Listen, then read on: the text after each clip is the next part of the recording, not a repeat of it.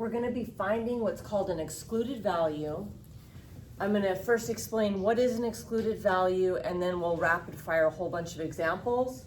Okay, so if you go to substitute a number into an expression like v plus 2 over v minus 4, let's say I substitute in 5.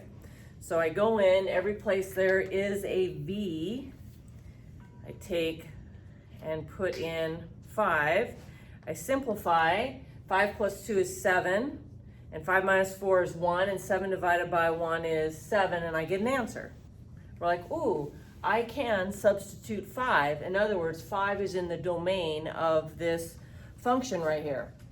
If I tried 6, if I substitute 6, grab that 6, put the 6 each place that I see a v, and 6 plus 2 is 8, 6 minus 4 is 2, and 8 divided by 2 is 4, and I get an answer. So 6 is in the domain. Domain means the x's I can substitute into an equation and get out an answer. But when you have a fraction, what you're worried about is dividing by 0.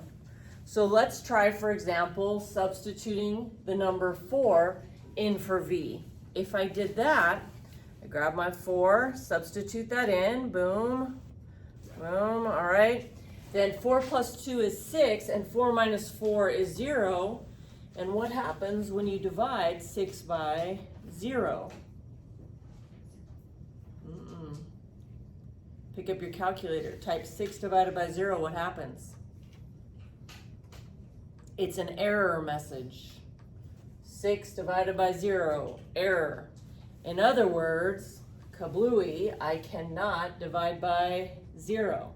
So that means I cannot substitute the number 4 in here and get out an answer.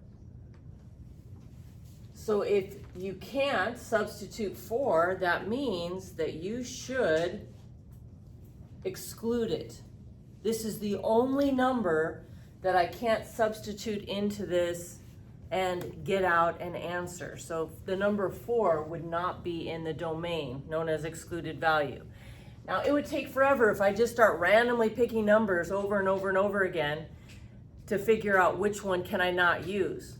We want to just cut to the chase and say, okay, well, how about the same exact problem? Instead of just guessing and checking to find the number that we can't use, we're just going to set the denominator equal to 0 and solve. So I'm grabbing this v minus 4, I add 4, and I get 4. So the excluded value is 4, because this would make us divide by 0.